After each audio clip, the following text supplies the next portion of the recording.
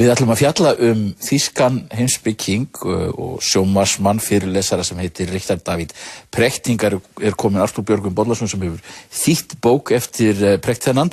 En við ætlum að byrja á því að sjá brot úr sjónvarpsþætti hans, sjónvarpsviðtali sem að vakti mikla athygli. Connection established.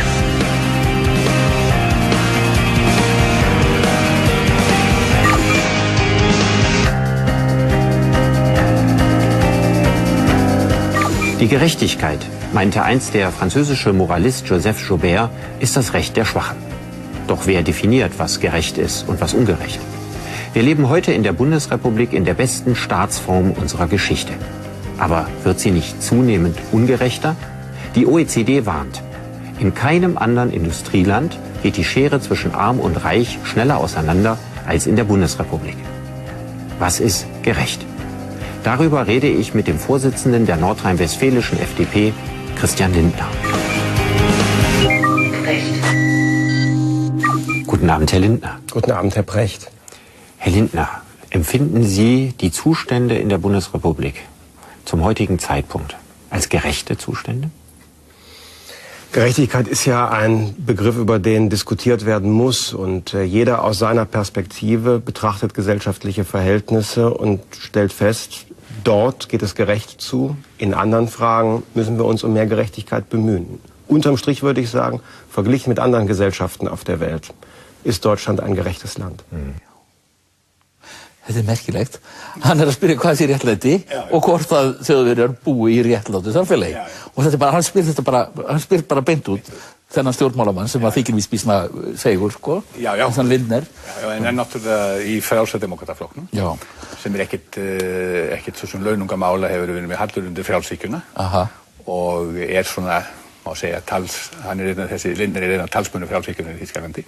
Það er mjög glúrin maður og mjög snjall. Þannig að hann í þessum þætti sem var mjög eftirminnilegur og ég horfði á hann allan náttúrulega, þar reynir hann að fá Lindner til þess að skýra fyrir sér hvaða skilning hann sem stjórnmálamaður leggur í hugtæki réttlæti. Og hann smám saman svona þrengjur hann upp að veggnum því að endanum kemur í ljós að skilningur Lindners á réttlæti er á skjön við alla vesturlenska heimspeki, við alla vesturlenska hefð sem gerir alltaf ráð fyrir því að réttlætið eins og hann segir í byrjun sé réttur hins veika þeirra sem minna mega sín.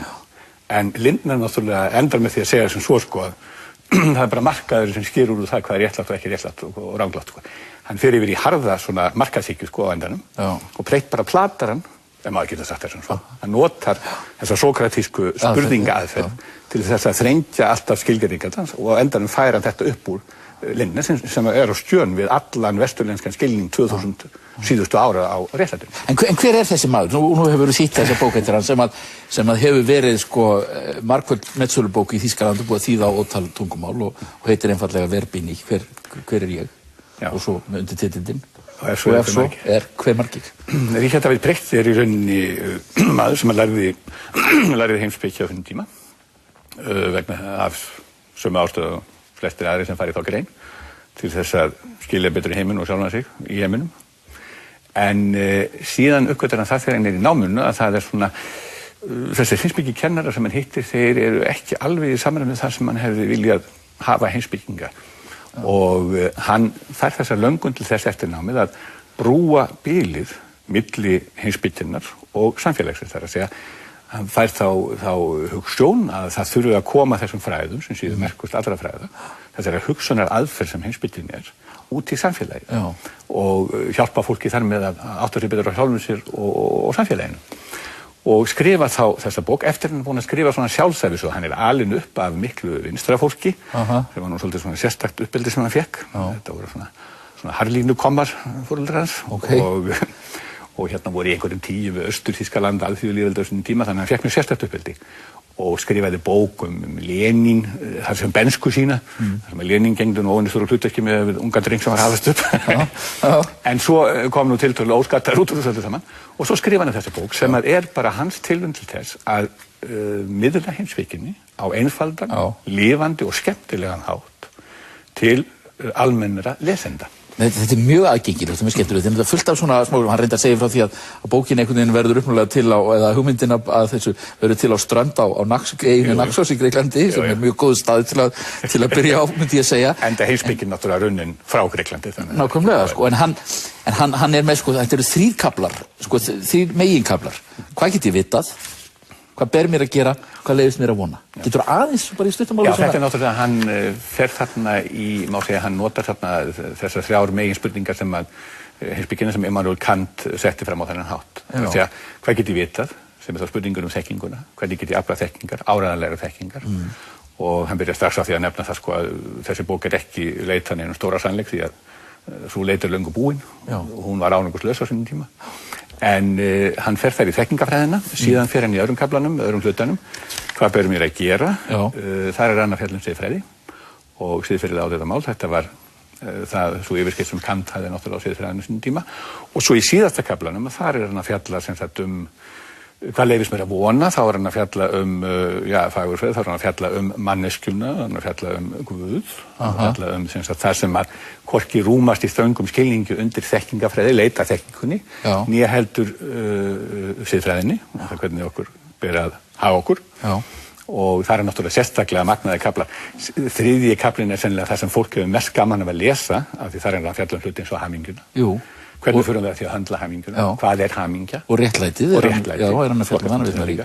Til dæmis Rawls, hann er náttúrulega, þannig er hann að fjalla í heimspekinga líka í leiðin, hann er fjalla mikið Kant og þannig síðustu hlutanum Rawls og hann tekur náttúrulega fyrir og fléttar inn köflum nokkra af helstu heimspekingum seinni alda. Hann er þarna með mikið dálæti af Nietzsche, hann tekur Nietzsche þarna í löngum kafla. Freud líka, þó hann sé nú ekki heimspekingur í þröngustu merkingu. Og hann fjallar Descartes, fjallar upphaf rationalismans eða skynsemishyggjunnar hjá Descartes.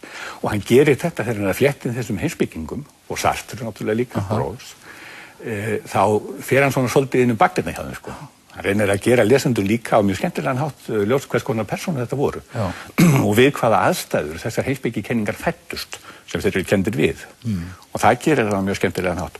Og svo er náttúrulega hitt sem má ekki gleyma og gefur þessari bók algjöra sérstöðu, að hann teflir þessum heimspekikenningum fram gegn eða mátar þar við rannsóknir á heilanum. Og ég verð að segja að það er sverða maður sem ég lærði heimspeki tíma og tók í henni magisterskráðu. Við vorum aldrei nokkuð tíma að láta lesa eina einustu bókum rannsóknar á heilanum. Við vorum algjörir analfabetar og algjörir bjánar þegar kom að því einhver spurði, sko, hvernig starfar eiginlega heilinn? Maður kom með magisterpróf í heimspeki út úr skólanum og hafði ekki hugmynd hvað var í gangi, hvað var í seiði þarna uppi. En þennan vankanta sá hann og fann. Þannig hann teflir þessum kenningum fram, þessum fræðilegu kenningum heimspekinnar, fram gegn þeim rannsóknum og niðurstöðum þeirra rannsóknum sem það eru gerðar á heilanum, og það er stórmerkilegt. En hann hefur hálfgerðan svona poppstjörnustatus í Þýskalandi, þessi náungi í raun og veru. Já, hann er það náttúrulega, og það er auðvitað, sko, getur við sagt að háskóla heimspekingar og svo margir svolítið fúlir út í hann, sko, því að hann náttúrulega er komin inn í sjónvarpi og var reyndar komin þangað löngu áður en að fór að byrja með þennan þátt sem við sáum hér áðan brot úr. Því að hann sat gjarnan í þáttum svona sem gagnrýnandi með stjórnmálamönnum, hann var telt svolítið saman við þá því hann er afskaplega mælskur og mjög rökfastur, og það var svona, maður sá hann fyrst í þáttum þar sem hann satt svona aðeins til hliðar meðan að einhverju stjórnmálamenn voru að ræða málin, og síðan þegar þeir voru búin að tala sig út, að þá tók hann á hvern af öðrum, sko, og sallaði niður allt sem þeir voru að segja. Þetta hljómar eins og þessi mjög gagnlegu maður. Já, hann hefur ákveðna funktion í lýðræðinu, sko, hann hefur ákveðið hlutverk þar, og þessi sjónvarpsþáttur, það er mjög sérstakt að því við sáum úr honum brot að maður sé settur fyrir ferma sjónvarpsmyndavél með einum mann í hálftíma á sko besta tíma á sundarskvöldum í þýska sjónvarpi eins og hann gerir einu sinni í mánuði og tali þar heimspeki, þetta hefur ekki gerst í manna minnum. En hérna, sko, handa hverju með þessi bók? Eins og ég segi, hún hefur selst í milljóneintökum í Þýskalandi og já, allavega mörg 100.000 og svo verið þýdd á 30 tungumálið eða eitthvað. Hún er mjög hún er mjög fín fyrir þá sem er að lesa sig inn í heimspekina. Þetta er afskaplega góður inngangur, hún hugsar sem inngangur að heimspeki og með svona heimspeki sögulegu og hugmyndasögulegu ívafi, og síðan hann talar við lesanda. Þetta er svona skemmtilegt heimspeki rapp og hann talar beint við lesandan.